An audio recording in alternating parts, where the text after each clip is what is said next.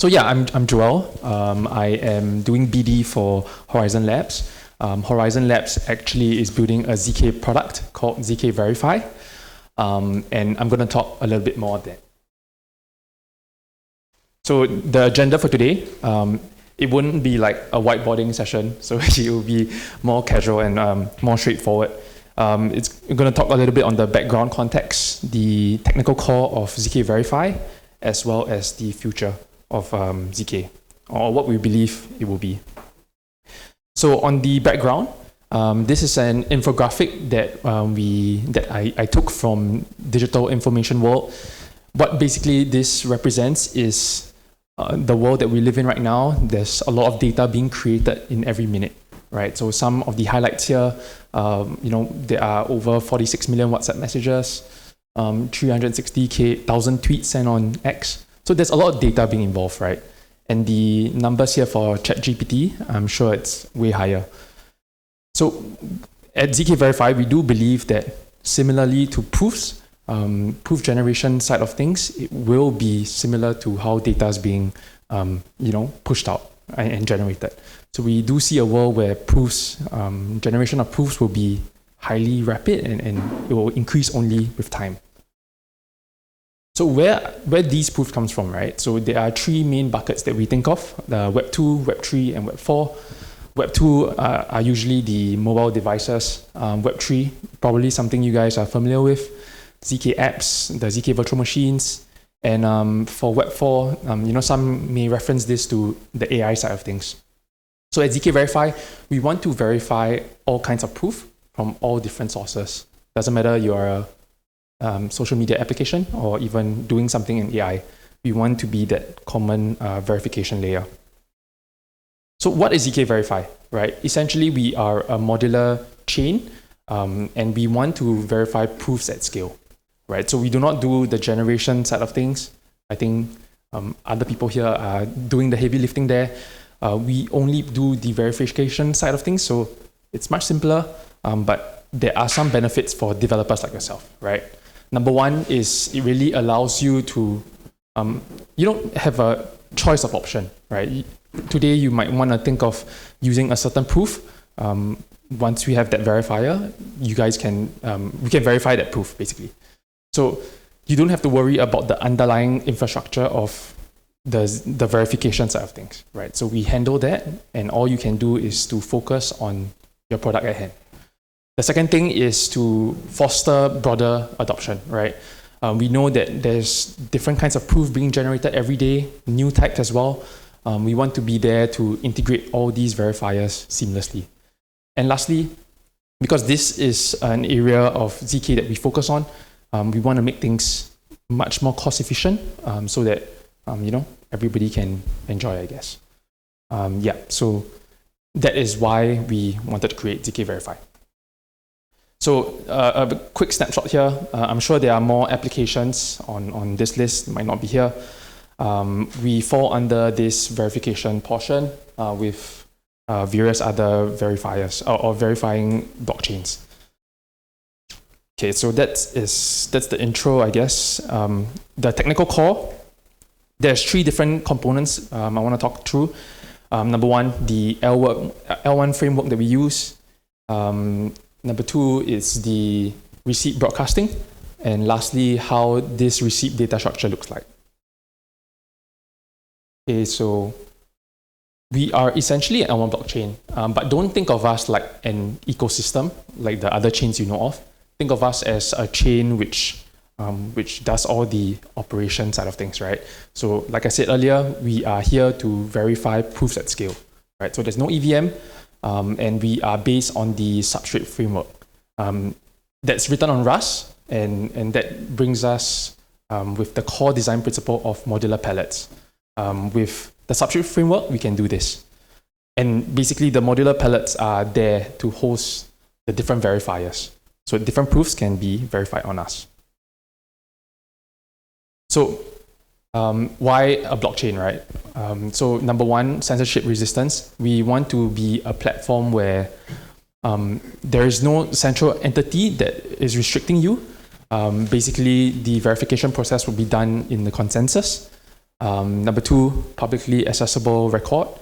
This is basically everything will be on chain, everything can be seen, or at least the information you want others to be seen, right?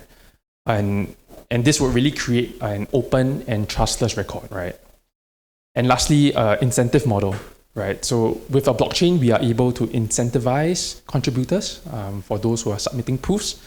And yeah, we want to create that decentralized network of ZK applications and grow that. So the types of inputs, as you can see on the left, basically ZK games, rollups, even ZK Web2 applications. As long as you are generating some sort of proof, right, that can be routed to us. Right now, we are in testnet, right? So there are 6 different proof types that we can verify.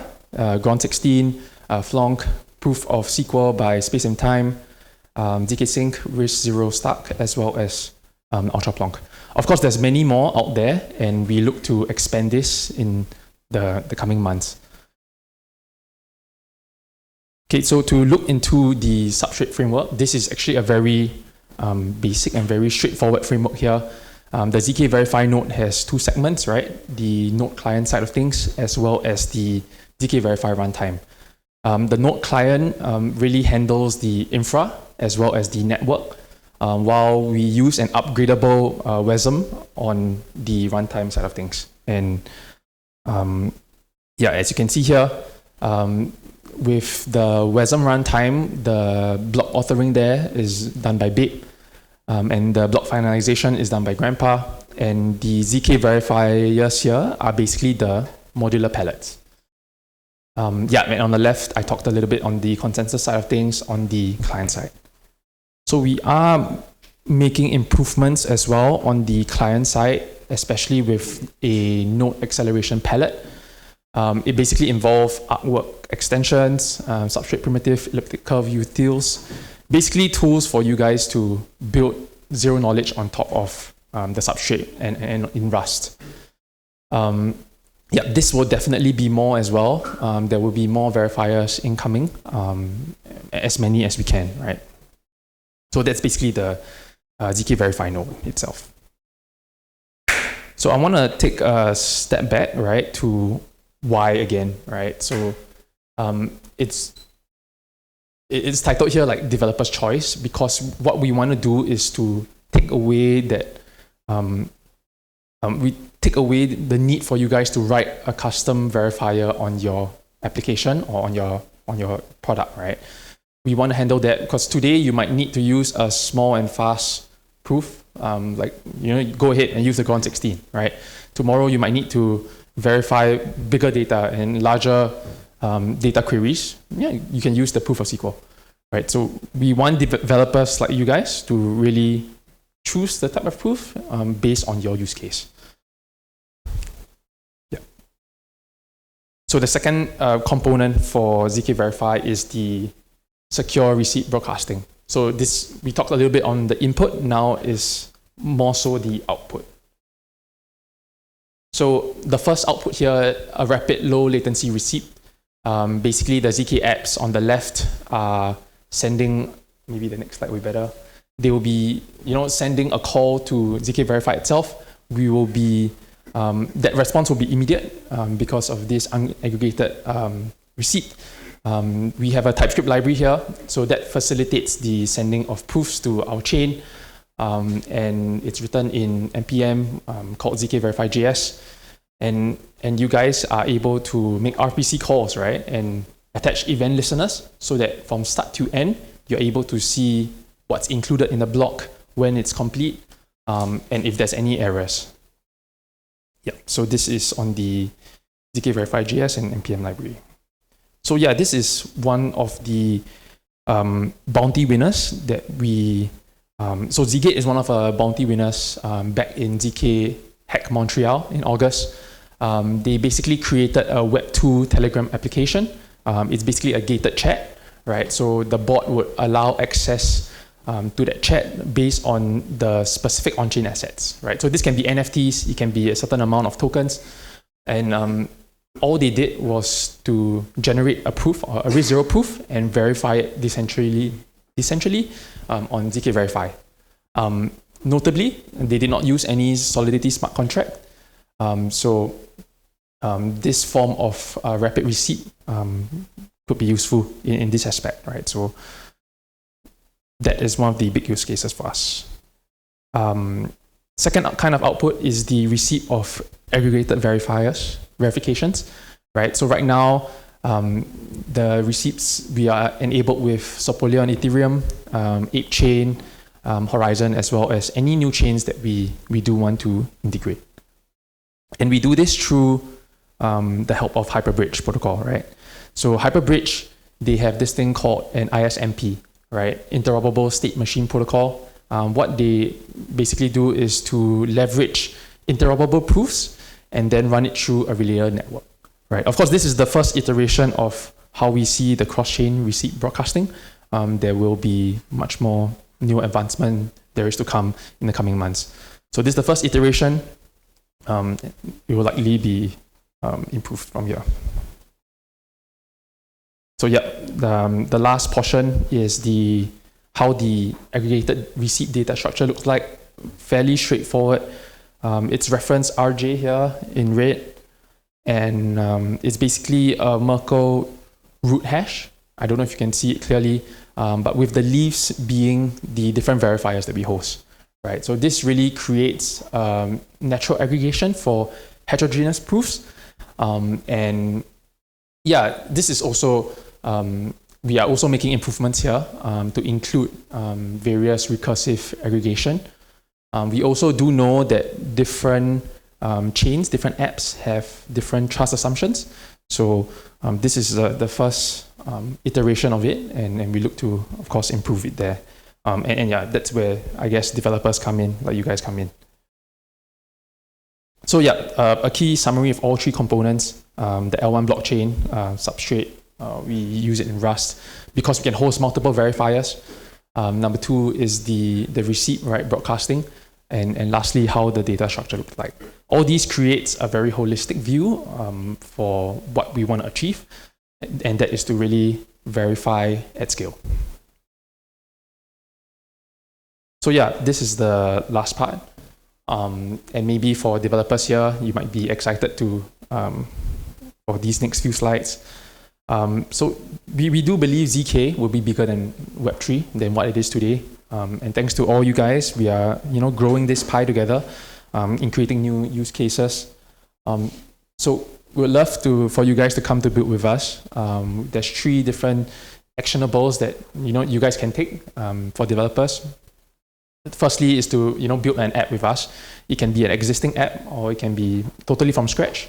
Happy to chat later for any use case, any exciting use cases there. We are actively giving out grants there as well. We recently gave one to ZK Shuffle, and they basically ensure randomness in like poker games or in like blackjack, right? So we're actively giving out grants there. If you do have any ZK applications right now, our incentivized testnet is live, so feel free to test it out, and you guys can get some points and like I mentioned earlier, a lot of the value here is really, we want to give it back to the developers. And lastly, hackathons. The ones you see here are physical hackathons we went for. We recently just ended an online one, so do keep a lookout, I guess, for ETH Denver as well as Consensus next year, as we plan to roll out even more. So yeah, those of you, we are also actively hiring, right? So if any of these roles fit your portfolio, right, feel free to reach out to myself, and we're happy to talk, right? Any Web3 content creators here? No one does TikTok? Okay. Or anybody can dance, right? If you can dance and explain ZK, I think that could be a winner in terms of Web3 content. So yeah, reach out for us later. Yeah, if not, that's it. This is my Telegram. Feel free to DM and chat with me. If not, I look forward to speaking to you guys as well. I'd like to hear, especially on the ground, what you guys do. Yeah, so that's it. Do you guys have any questions?